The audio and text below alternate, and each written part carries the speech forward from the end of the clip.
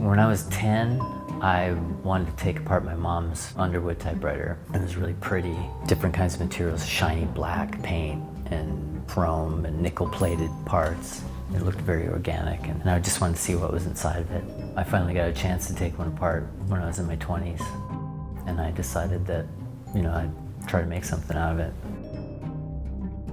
I'm Jeremy Mayer, and I make sculptures out of typewriter parts. For more than 2 decades, artist Jeremy Mayer has been disassembling typewriters piece by piece and then carefully turning them into remarkably detailed sculptures of birds, insects, and people. I think the reason I do living things with the typewriters is that the typewriter has to be powered by us. It has to start with our fingers. So it's based entirely on our actions, on our shape.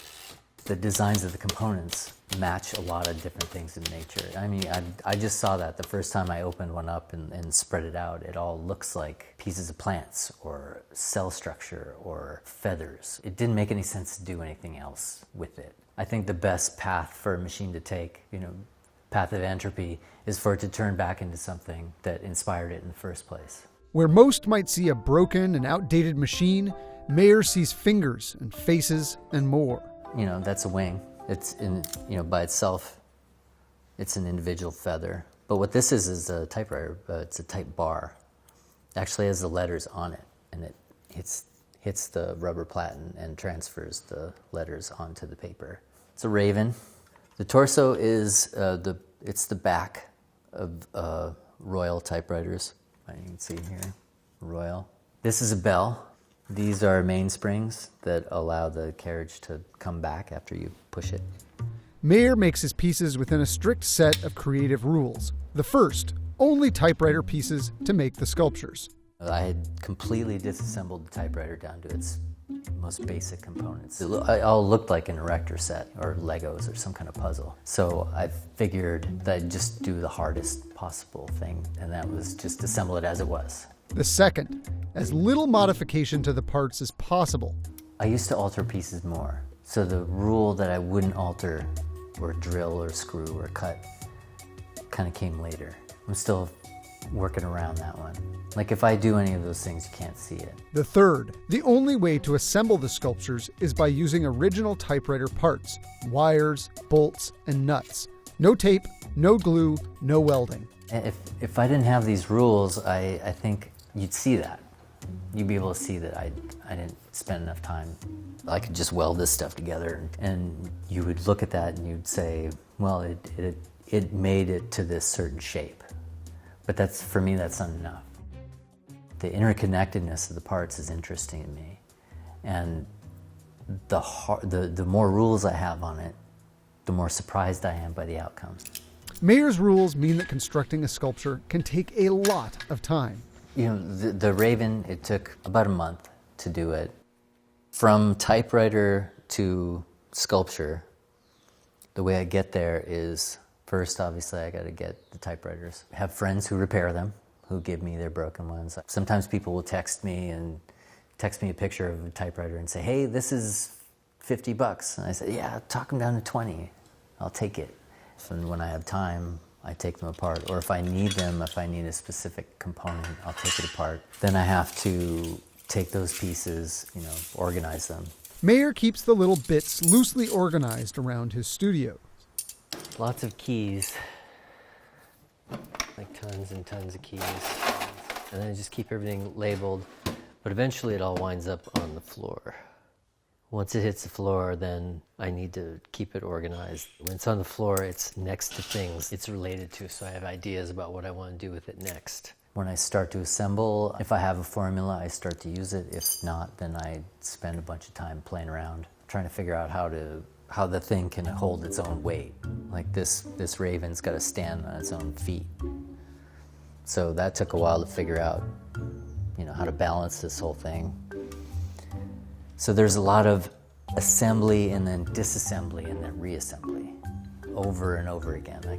I could assemble an entire arm on a full-scale figure, and it doesn't quite look right. I have to take the whole thing apart. Mayer may spend a year or more working on his larger sculptures. Full-scale human figures usually have components from about 50 machines in them.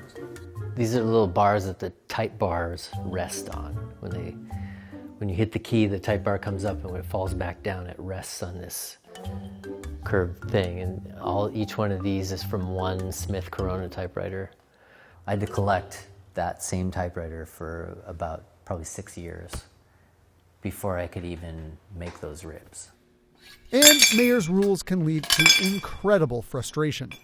If I were younger, there would be a lot more holes in the walls in here from throwing tools or throwing stuff. But I don't do that anymore. I just kind of breathe through it and it'll figure itself out eventually. I've always thought the art that's hardest to make is trying not to get made. In the same way that particles kind of try to avoid detection. It takes increasing amounts of energy to see smaller and smaller particles. I think art's kind of the same way, that if it's difficult to reach your vision, the harder it is, the harder it'll fight you, and the harder you have to push through that. And injuries are also common. I cut myself every day. I don't know if I'm bad at it or I'm uncoordinated or what, but well, it happens when you sharpen your screwdrivers. But I have to sharpen them, otherwise they wouldn't work. But after he's pushed through, how does he know a piece is finished? Sometimes I know a piece is done just by, I feel like I'm done. It looks done, I'm happy with it. Sometimes I know right when I do that last twist of the screw. Sometimes I don't know it until I walk in the room the next morning. But the last full-scale human figure I did, I knew when the Snapchat filter for the face worked. And it applied the filter. And I was, okay, that worked, that's good, that's done. That kind of fidelity has made Mayer's work sought after by collectors. Different people like my work for different reasons. Doctors and people into biology, anatomy like my work. The hands are just made from keys.